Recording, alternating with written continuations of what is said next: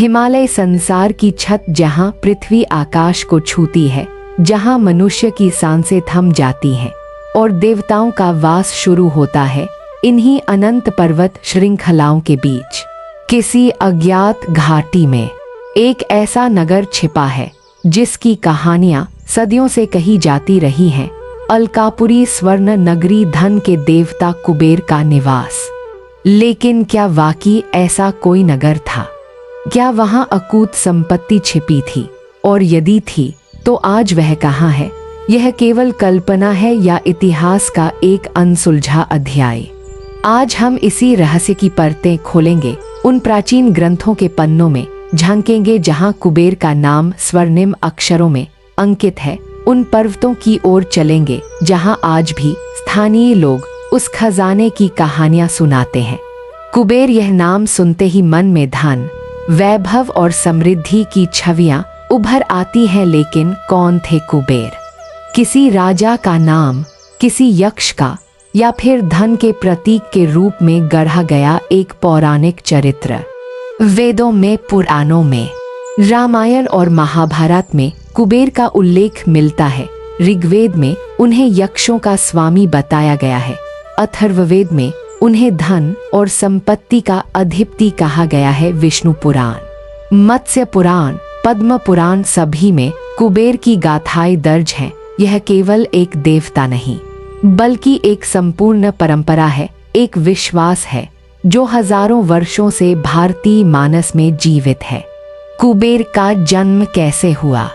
शास्त्रों के अनुसार कुबेर महर्षि विश्रवा के पुत्र थे। उनकी माता इलविला एक यक्ष कन्या थी। विश्रवा का एक और विवाह हुआ था कैकसी नामक राक्षसी से।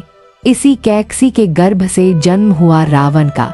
इस प्रकार कुबेर और रावण सौतेले भाई थे। एक यक्ष, दूसरा राक्षस, एक धन का स्वामी, दूसरा शक्ति का उपासक।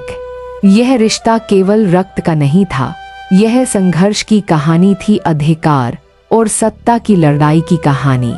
गाथाओं के अनुसार कुबेर ने कठोर तपस्या की। हिमालय की बर्फीली गुफाओं में बैठकर नंगे बदन, भूखे प्यासे, उन्होंने ब्रह्मा जी की आराधना की। हजारों वर्षों तक जब ब्रह्मा जी प्रसन्न हुए तो उन्होंने कुबेर को अमरत्व का वरदान दिया, साथ ही उन्हें यक्षों, गंधर्वों और किन्नरों का राजा बनाया और सबसे बड़ा वरदान, उन्हें धन का अधिपति घोषित किया, 9 निधियों का स्वामी। कुबेर को लंका का सिंहासन भी मिला, वह स्वर्ण नगरी जिसे स्वयं विश्वकर्मा ने निर्मित किया था। वहां कुबेर ने वर्षों तक शासन किया। लंका उस समय संसार का सबसे समृद्ध नगर था। वहां की गलियों में सोने की ईंटें थीं, भवनों की दीवारें रत्नों से जड़ी थीं, वृक्षों पर मोती और हीरे लटकते थे। लेकिन यह वैभव स्थायी नहीं रहा। रावण ने भी तपस्या की, उसने शिव जी को प्रसन्न किया, अपार शक्ति प्राप्त की और फिर एक दिन उसने कुबेर के सामने युद्ध की घोषणा कर दी, अपने ही भाई के विरुद्ध सिंहासन के लिए। कुबेर शांत स्वभाव के थे, वे युद्ध के इच्छुक नहीं थे, इसलिए उन्होंने लंका छोड़ दी। रावण को वह स्वर्ण नगरी सौंप दी और स्वयं हिमालय की ओर चल पड़े। कुछ ग्रंथों में कहा गया है कि वे कैलाश पर्वत के पास बस गए। कुछ कहते हैं कि उन्होंने अलकापुरी नामक नई राजधानी बसाई, एक ऐसी नगरी जो लंका से भी अधिक भव्य थी, एक ऐसी नगरी जो मनुष्यों की आंखों से ओझल थी। अलकापुरी, यह नाम स्वयं में एक रहस्य है। अलका का अर्थ होता है एक सुंदर युवती की लट, जैसे किसी सुंदरी की लट घुमावदार होती है, वैसे ही यह नगरी भी घुमावदार पर्वत मार्गों के बीच छिपी थी। विष्णु पुराण में इसका विस्तृत वर्णन मिलता है। वहां लिखा है कि अलकापुरी कैलाश पर्वत के निकट स्थित है। वहां सदा वसंत रहता है, फूलों की सुगंध हमेशा बिखरी रहती है, नदियां मोतियों की तरह बहती हैं, वृक्षों की छाया में गंधर्व गीत गाते हैं और अप्सराएं नृत्य करती हैं। रामायण में भी अलकापुरी का उल्लेख है। जब हनुमान जी लंका जाते हैं तब वे अलकापुरी के ऊपर से गुजरते हैं। वाल्मीकि रामायण में वर्णन है कि वह नगरी इतनी सुंदर थी कि हनुमान जी एक पल के लिए ठिठक गए। उन्होंने सोचा, यह स्वर्ग है या पृथ्वी, यह देवलोक है या मर्त्यलोक। ऐसा वैभव उन्होंने कभी नहीं देखा था। महाभारत में भी अलकापुरी का जिक्र आता है। जब पांडव अपने वनवास के दौरान हिमालय की यात्रा करते हैं, तब अर्जुन एक बार अलकापुरी पहुंचते हैं। वहां उनका सामना कुबेर के सेनापतियों से होता है। कुबेर स्वयं अर्जुन से मिलते हैं और उन्हें दिव्यास्त्र प्रदान करते हैं। इस घटना का वर्णन वनपर्व में विस्तार से किया गया है। तो अलकापुरी केवल कल्पना नहीं थी, यह एक ऐसा स्थान था जिसका उल्लेख अनेक प्राचीन ग्रंथों में है। लेकिन यह कहाँ थी? आज भी इस प्रश्न का कोई निश्चित उत्तर नहीं है। कुछ विद्वानों का मानना है कि अलकापुरी तिब्बत की किसी घाटी में थी। कुछ कहते हैं कि यह उत्तराखंड के बद्रीनाथ क्षेत्र में थी। कुछ का मानना है कि यह नेपाल की पहाड़ियों में कहीं छिपी थी। कुछ और भी आगे जाकर कहते हैं कि यह कश्मीर की घाटियों में थी, जहां आज भी कुछ ऐसे स्थान हैं जो रहस्यमय और दुर्गम है। लेकिन सबसे अधिक मान्यता इस बात की है कि अलकापुरी कैलाश पर्वत के निकट किसी गुप्त क्षेत्र में स्थित थी। कैलाश, जो हिंदू, बौद्ध और जैन धर्मों में पवित्र माना जाता है, वह स्थान जहां भगवान शिव का निवास है, और ठीक उसी के पास कुबेर की नगरी है। अलकापुरी की कहानियां केवल नगर तक सीमित नहीं है, असली रहस्य है कुबेर का खजाना, वह अकूत संपत्ति जो उन्होंने सदियों में संचित की थी। शास्त्रों में कुबेर को 9 निधियों का स्वामी बताया गया है। ये 9 निधियां हैं पद्म, महापद्म, शंख, मकर, कच्छप, मुकुंद, कुंद, नील और वर। लेकिन ये निधियां क्या थीं? क्या ये केवल सोने चांदी के भंडार थे या इनका कोई गहरा अर्थ था? पद्म निधि, इसे सबसे बड़ी निधि माना जाता था। कहा जाता है कि इसमें लाखों स्वर्ण मुद्राएं थीं, साथ ही दुर्लभ रत्न और हीरे। महापद्म निधि, यह पद्म से भी बड़ी थी। इसमें न केवल धन था, बल्कि दुर्लभ औषधियां भी थीं, ऐसी औषधियां जो किसी भी रोग को ठीक कर सकती थीं। शंख निधि, इसमें मोती और प्रवाल थे, समुद्र से निकले हुए अनमोल रत्न। मकर निधि, इसमें विशेष धातुएं थीं, ऐसी धातुएं जो न जंग खाती न पिघलती। कच्छप निधि, इसमें भूमि के गर्भ से निकले हुए खनिज थे, सोना, चांदी, तांबा, लोहा सब कुछ है। मुकुंद निधि, इसमें दुर्लभ वस्त्र और आभूषण थे, स्वर्ग से लाए गए कपड़े। कुंद निधि, इसमें हाथी दांत, चंदन और अन्य दुर्लभ वस्तुएं थी। नील निधि, इसमें नीलम और अन्य नीले रत्न थे।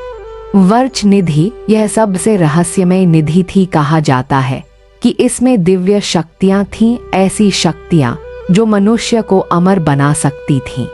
ये 9 निधियां केवल भौतिक संपत्ति नहीं थीं, ये शक्ति का प्रतीक थीं, समृद्धि का प्रतीक थीं और सबसे बढ़कर ज्ञान का प्रतीक थीं, क्योंकि असली धन तो ज्ञान ही है, वह ज्ञान जो मनुष्य को मुक्ति की ओर ले जाता है। तो कुबेर का खजाना कहाँ था? अलकापुरी में, या किसी गुप्त गुफा में, या फिर हिमालय की किसी झील के नीचे? सदियों से लोगों ने इस खजाने को खोजा है, राजाओं ने, साधुओं ने, खोजकर्ताओं ने, लेकिन किसी को नहीं मिला, या फिर जिन्हें मिला वे कभी लौट कर नहीं आए। तिब्बती ग्रंथों में एक कथा है। एक बौद्ध भिक्षु कैलाश पर्वत की परिक्रमा कर रहा था। रास्ते में उसे एक गुफा दिखी। गुफा का द्वार स्वर्ण से बना था। उसने अंदर जाने की कोशिश की, लेकिन जैसे ही वह पास गया, द्वार अदृश्य हो गया। उसने कई दिनों तक उस स्थान को खोजा, लेकिन फिर कभी वह द्वार नहीं मिला। उत्तराखंड के कुछ गांवों में एक कहानी प्रचलित है। बहुत वर्ष पहले एक चरवाहा अपनी भेड़ों को लेकर पहाड़ों में गया था। रात हो गई, वह एक गुफा में रुका। सुबह जब उसकी नींद खुली तो उसने पाया कि वह किसी अद्भुत नगरी में है। चारों ओर सोने के भवन हैं, हीरों की रोशनी है, लेकिन कोई मनुष्य नहीं। वह डर गया और भागने लगा। जब वह बाहर आया तो पाया कि वह उसी गुफा में है। वह अपने गांव लौट आया। उसने लोगों को यह बात बताई। लोगों ने उसे पागल कहा। उसने फिर उस गुफा को खोजा, लेकिन कभी नहीं मिली है। ये कहानियां केवल कल्पना हो सकती हैं, या फिर इनमें सच्चाई का कोई अंश हो सकता है, कौन जानता है। आधुनिक युग में भी कुबेर के खजाने से जुड़ी कुछ घटनाएं हुई हैं। 2011 में केरल की राजधानी तिरुवनंतपुरम में स्थित पद्मनाभ स्वामी मंदिर के तहखानों को खोला गया। वहां से अरबों रुपयों की संपत्ति निकली। सोने के सिक्के, हीरे जवाहरात, मुकुट, आभूषण, सब कुछ। कुछ लोगों ने कहा कि यह कुबेर की निधियों में से एक है। मंदिर के 6 तहखानों में से 5 खोले गए। 6ठा तहखाना अभी भी बंद है। कहा जाता है कि उसे खोलना शुभ नहीं। उसमें क्या है कोई नहीं जानता। कुछ कहते हैं कि वहाँ अकूत संपत्ति है, कुछ कहते हैं कि वहाँ एक अभिशाप है। यह संयोग है या सच्चाई कि पद्मनाभ स्वामी मंदिर की निधि को भी पद्म निधि कहा जाता है। कुबेर की पहली निधि का नाम भी पद्म था। नेपाल में पशुपतिनाथ मंदिर के पास एक पुराना शिलालेख मिला था। उसमें लिखा था कि कुबेर ने इस स्थान पर तपस्या की थी और यहीं पर उन्होंने अपनी एक निधि को छिपाया था। लेकिन वह निधि कहाँ है यह आज तक पता नहीं चल सका। कश्मीर की घाटियों में भी कुबेर से जुड़े कई स्थान हैं। शारदा पीठ के पास एक पुराना मंदिर है। वहाँ के स्थानीय लोग कहते हैं कि यह मंदिर कुबेर का था। यहाँ पर कुबेर ने अपनी संपत्ति का एक हिस्सा छिपाया था। कुछ दशक पहले एक पुरातत्वविद ने यहाँ खुदाई की थी। उसे कुछ पुराने सिक्के मिले, लेकिन उसके बाद वह बीमार पड़ गया और कुछ महीनों बाद उसकी मृत्यु हो गई। तब से किसी ने वहाँ खुदाई नहीं की। ये घटनाएं रहस्यमय हैं, लेकिन क्या ये सच है? क्या वाकई कुबेर का खजाना कहीं छिपा है या फिर यह केवल लोगों की कल्पना है? इतिहासकारों और पुरातत्वविदों के अलग अलग विचार हैं। कुछ का मानना है कि कुबेर एक वास्तविक राजा थे जो हिमालय के किसी क्षेत्र में राज्य करते थे। उनके पास अपार संपत्ति थी। जब उन्हें रावण से खतरा महसूस हुआ तो उन्होंने अपनी संपत्ति को छिपा दिया और फिर समय के साथ वह खजाना गुम हो गया। कुछ विद्वान कहते हैं कि कुबेर कोई राजा नहीं बल्कि यक्षों की एक जाति का नाम था। यक्ष प्राचीन भारत में एक समृद्ध समुदाय था। वे व्यापारी थे, खनिजों के जानकार थे। उन्होंने पहाड़ों में खदानें खोदी, सोना, चांदी, तांबा निकाला और इस प्रकार वे धनवान बन गए। समय के साथ उनके मुखिया को कुबेर कहा जाने लगा और धीरे धीरे यह नाम एक देवता का नाम बन गया। कुछ अन्य शोधकर्ताओं का मानना है कि कुबेर की कहानी पूर्णतः प्रतीकात्मक है। यह भौतिक धन की कहानी नहीं बल्कि आध्यात्मिक समृद्धि की कहानी है।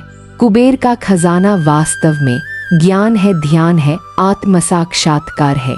जो मनुष्य इसे प्राप्त कर लेता है वही सच्चा धनवान है।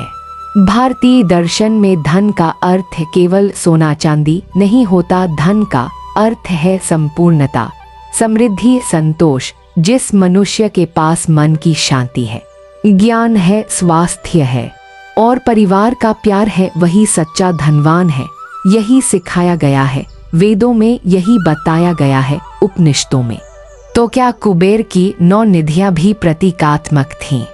पद्म निधि मन की शांति, महापद्म निधि ज्ञान, शंख निधि पवित्रता, मकर निधि स्थिरता, कच्छप निधि संयम, मुकुंद निधि भक्ति, कुंद निधि करुणा, नील निधि सत्य, वर्च निधि तेज आत्मबल। यदि ये निधियां इन गुणों का प्रतीक थीं, तो कुबेर का खजाना हर मनुष्य के भीतर है। उसे बाहर खोजने की जरूरत नहीं, उसे अपने भीतर खोजना है। लेकिन यह व्याख्या सबको मान्य नहीं है। बहुत से लोग आज भी मानते हैं कि कुबेर का खजाना वास्तविक है और वह कहीं ना कहीं छिपा है, हिमालय की किसी गुफा में या किसी प्राचीन मंदिर के नीचे। स्थानीय लोगों के अनुभव भी इस विश्वास को मजबूत करते हैं। उत्तराखंड के कई गांवों में लोग कहते हैं कि रात में पहाड़ों से अजीब रोशनी आती है, जैसे कोई दीपक जल रहा हो, लेकिन जब वहां जाते हैं तो कुछ नहीं मिलता। कुछ चरवाहे कहते हैं कि कभी कभी उन्हें पहाड़ों में अजीब संगीत सुनाई देता है, जैसे कोई बांसुरी बज रही हो, या कोई घंटी बज रही हो लेकिन आसपास कोई नहीं होता। तिब्बत में कैलाश पर्वत की यात्रा करने वाले तीर्थयात्री कहते हैं कि कुछ स्थानों पर वे अजीब शक्ति महसूस करते हैं, जैसे कोई उन्हें देख रहा हो, जैसे कोई उनकी रक्षा कर रहा हो। ये अनुभव रहस्यमय है लेकिन इनका कोई वैज्ञानिक प्रमाण नहीं है, इसलिए इतिहासकार इन्हें मिथक मानते हैं, लेकिन स्थानीय लोग इन पर विश्वास करते हैं। आस्था और विज्ञान के बीच यही द्वंद्व है। विज्ञान प्रमाण मांगता है, आस्था अनुभव पर चलती है, और कुबेर के खजाने का रहस्य इसी द्वंद्व के बीच फंसा है। अब प्रश्न यह उठता है, क्या हमें इस खजाने को खोजना चाहिए? क्या हमें अलकापुरी को ढूंढना चाहिए? कुछ लोग कहते हैं हाँ, क्योंकि यह हमारे इतिहास का हिस्सा है, यह हमारी सांस्कृतिक धरोहर है।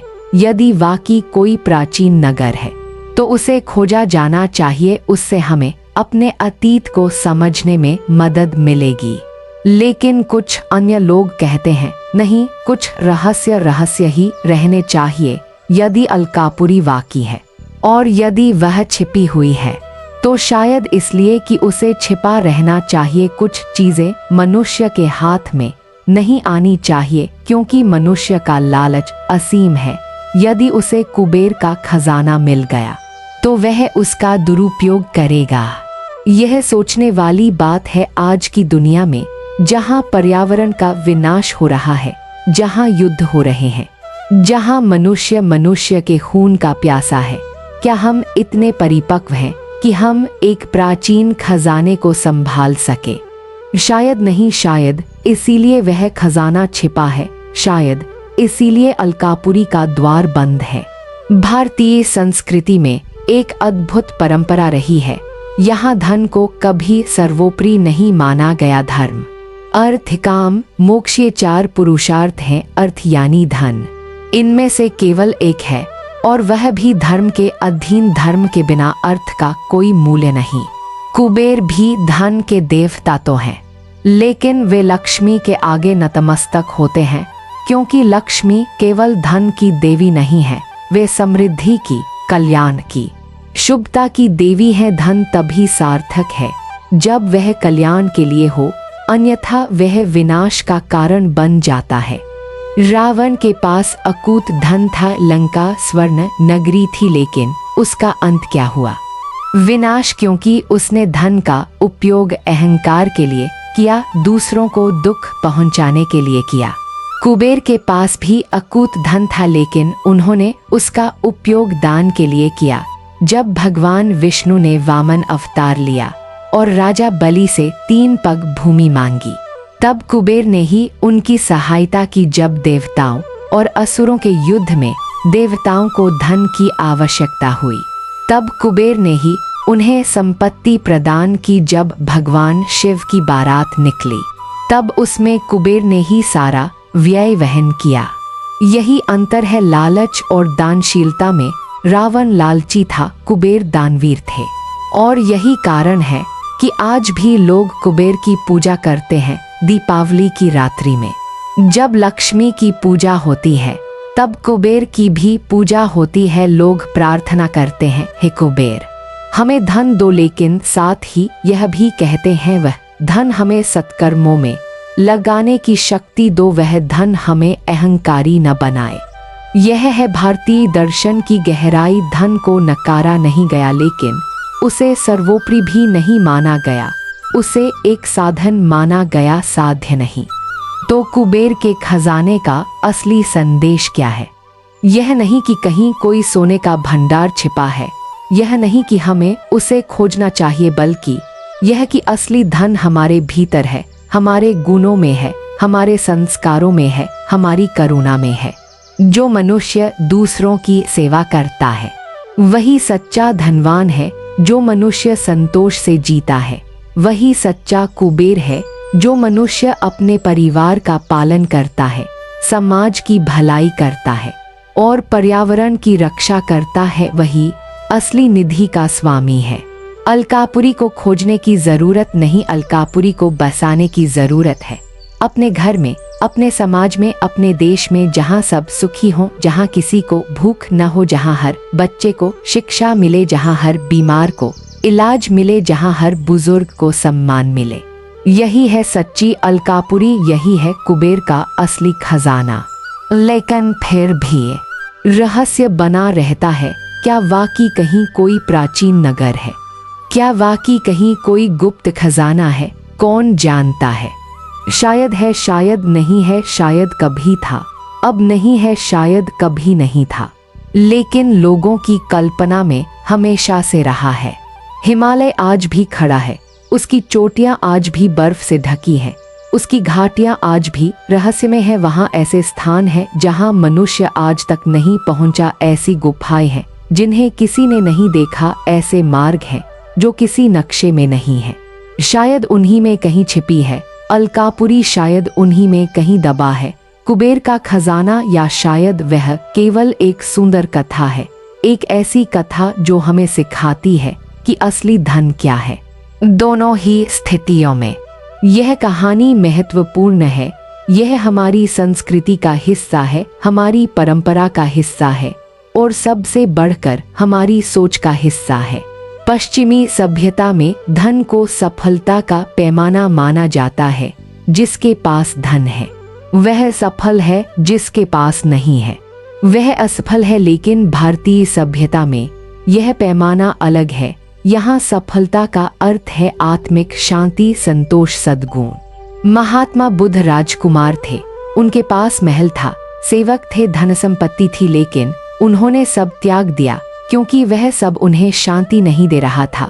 वे जंगलों में गए, वर्षों तपस्या की और अंततः ज्ञान प्राप्त किया, तब उन्हें शांति मिली। महावीर स्वामी भी राजकुमार थे, उन्होंने भी सब त्याग दिया, नग्न होकर विचरण किया, तपस्या की और ज्ञान प्राप्त किया। ये उदाहरण हमें बताते हैं कि भारतीय परंपरा में धन को कभी अंतिम लक्ष्य नहीं माना गया। धन एक साधन है लेकिन साध्य है मोक्ष, मुक्ति, आत्म साक्षात्कार। कुबेर की कहानी भी यही बताती है। उन्होंने लंका छोड़ दी, वह स्वर्ण नगरी छोड़ दी, रावण से युद्ध नहीं किया क्योंकि उन्हें पता था कि युद्ध में कोई जीतता नहीं, सब हारते हैं, सबका नुकसान होता है। इसलिए उन्होंने शांति चुनी, हिमालय चुना, तपस्या चुनी और इस प्रकार वे अमर हो गए, न केवल शास्त्रों में बल्कि लोगों के दिलों में भी। आज हजारों वर्षों बाद भी लोग कुबेर को याद करते हैं, उनकी पूजा करते हैं, उनसे आशीर्वाद मांगते हैं। लेकिन रावण को भी याद किया जाता है, लेकिन खलनायक के रूप में, एक चेतावनी के रूप में कि अहंकार का अंत क्या होता है। यही है इतिहास की सीख, यही है पुराणों का संदेश। तो अब हम वापस आते हैं अपने मूल प्रश्न पर, कुबेर का खजाना कहाँ है? यदि आप भौतिक खजाने की बात कर रहे हैं तो उत्तर है पता नहीं, शायद हिमालय में कहीं, शायद किसी प्राचीन मंदिर के नीचे, शायद किसी गुफा में, या शायद वह कभी था ही नहीं। लेकिन यदि आप असली खजाने की बात कर रहे हैं तो उत्तर है आपके भीतर, हर मनुष्य के भीतर, उन गुणों में जो हमें मनुष्य बनाते हैं, उन मूल्यों में जो हमें सभ्य बनाते हैं। करुणा, दया, क्षमा, संतोष, सत्य, अहिंसा, यह असली निधियां, यह वे खजाने जो कभी समाप्त नहीं होते, जिन्हें कोई चुरा नहीं सकता, जिन्हें समय नष्ट नहीं कर सकता। जो मनुष्य इन्हें अपने जीवन में धारण कर लेता है वही सच्चा धनवान है, वही कुबेर का वास्तविक उत्तराधिकारी है। अलकापुरी को खोजने के लिए हिमालय जाने की जरूरत नहीं, अलकापुरी को अपने भीतर खोजना है, अपने हृदय में, अपने विचारों में, अपने कर्मों में। जब आप किसी भूखे को भोजन कराते हैं, आप अलकापुरी के द्वार खोलते हैं। जब आप किसी रोते हुए को सांत्वना देते हैं, आप कुबेर की एक निधि पाते हैं। जब आप किसी के काम आते हैं, बिना किसी स्वार्थ के आप उस खजाने के मालिक बन जाते हैं जिसे कोई नहीं छीन सकता। यही है कुबेर की सच्ची शिक्षा, यही है उनके खजाने का असली रहस्य। हो सकता है कि एक दिन कोई खोजकर्ता हिमालय में एक प्राचीन नगर खोज ले हो सकता है, किसी गुफा में सोने के सिक्कों का भंडार मिल जाए हो सकता है, कि कोई पुरातत्वविद अलकापुरी के अवशेष खोज ले।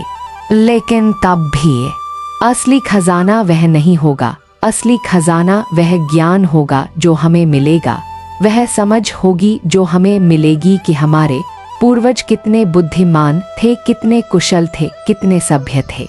और यदि कभी कुछ नहीं मिला तो भी कोई बात नहीं, क्योंकि यह कहानी अपने आप में एक खजाना है।